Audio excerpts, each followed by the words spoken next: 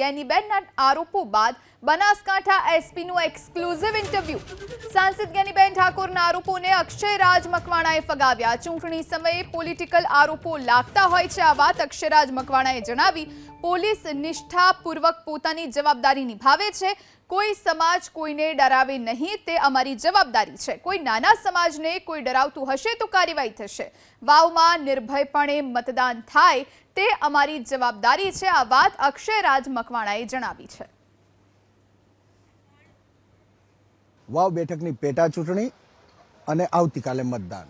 બનાસકાંઠાના એસપી અક્ષયરાજ મકવાણા સાથે વાત કરીએ। સાહેબ, લોકો નિર્ભયપણે મતદાન કરી શકે એ માટે આપના વિભાગ દ્વારા કેટલી વ્યવસ્થા, કયા પ્રકારની વ્યવસ્થા, ખાસ 97 બૂથ છે જે સંવેદનશીલ છે?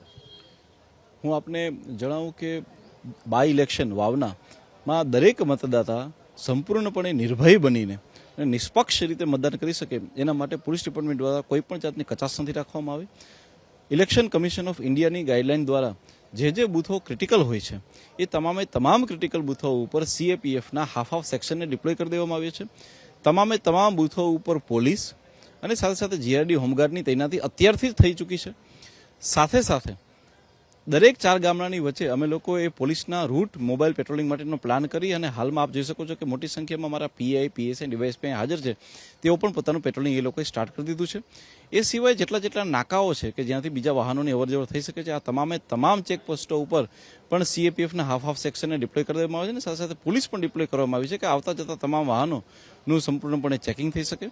એ સિવાય સોશિયલ મીડિયાને કંટ્રોલ કરવા માટે અમે પાલનપુર ખાતે અમારું જે સાયબર પોલીસ સ્ટેશન છે ત્યાં મારફતે કન્ટિન્યુઅસ ટીમને બેસાડી 24/7 તેનું મોનિટરિંગ બી ચાલુ છે। કોઈ પણ વ્યક્તિ પોતાની સાથે મોબાઈલ ના લઈ જાય કે અન્ય કોઈ સાધન સામગ્રી ના લઈ જાય તેના માટે બી સ્ટાફને સેન્સિટાઇઝ કરવામાં આવ્યો છે, જે આવા તમામ બૂથો પર લોકોને સતત સૂચનાઓ આપતા રહેશે અને સાથે એ લોકોને લાઈન કરાવે અને લોકોને સમજાવતા રહે જો કોઈની પાસે આવી સામગ્રી મળશે કે જે અંદર ના લઈ જઈ શકે તો તેની ઉપર જે છે એ દંડનીય કાર્યવાહી પણ થઈ શકે છે। સર, ખાખી ઉપર પૂરો વિશ્વાસ છે કે આ ચૂંટણીના લોકશાહીના મહાપર્વની અંદર એ ફરજ નિભાવશે, પણ ખાદીને વિશ્વાસ નથી। ખાદી આક્ષેપ કરે છે ખાખી ઉપર। વાત કરું છું ગેનીબેન ઠાકોર સાંસદની, નામજોગ આક્ષેપ કર્યો આપના ઉપર કે ભાજપના એજન્ટ બનીને કામ કરે છે। હું આપણે જણાવું કે કોઈ પણ ઇલેક્શનની અંદર જે પોલીસની કાર્યવાહી હોય છે તે નિષ્પક્ષ હોય છે। આપ લોકો જોઈ શકો છો કે અમારી અહીંયા હજારોની સંખ્યામાં અહીંયા પોલીસ છે અને પોલીસની ડ્યુટી એક જ હોય છે કે એક પણ વસ્તુ જે છે એ ક્રાઇમ ના બને, એવા માદક પદાર્થો જે છે એ અંદર ના આવે અને પોલીસ પોતાની ડ્યુટી કડક રીતે નિષ્પક્ષ રીતે કરી રહી છે। હું એ વસ્તુમાં નહીં પડું કે કોણ વ્યક્તિ કોઈ શું નિવેદન આપે છે કે કોની પર આક્ષેપ કરે છે, પરંતુ આપ મીડિયાને જ જણાવીશ કે આપ લોકો જ અમારી કાર્યવાહી જોઈ શકો છો।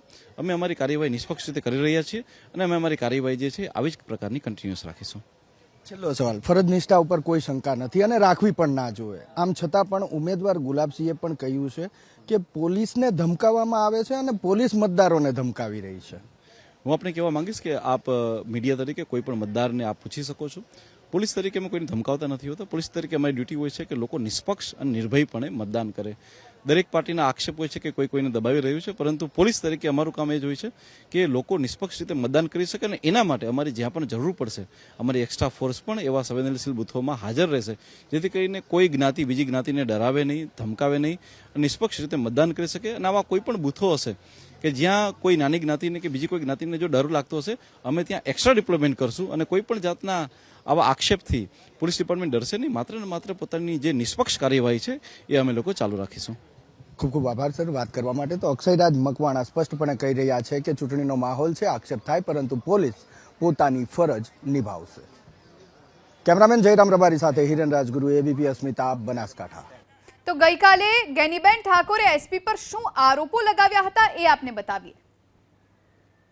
ભાજપના આગેવાનોને એટલું જ કહું છું કે જેટાણે ઠાકરસિંહ માથે દુઃખના દાડા તૂટી પડ્યા હતા અને આ તમારી ગુજરાતની સરકાર, આ અત્યારે બનાસકાંઠાનો એસપી જે ભાજપનો એજન્ટ થઈને ફરે છે ને, એ પાછાના કાગળો કરીને ઠાકરસિંહને જેલને હવાલે કરતા હતા ને, એટાણે રબારી સમાજના ભાજપના આગેવાનોએ સરકારને કે એસપીને, ગૃહમંત્રીને કીધું હોત કે તમે આટલી હદનું ખોટું ના કરો તો એટાણે પણ અમને લાગણી થોત કે ના આ ભાજપના આગેવાનોએ, રબારી સમાજના આગેવાનોએ અમને મદદ કરી।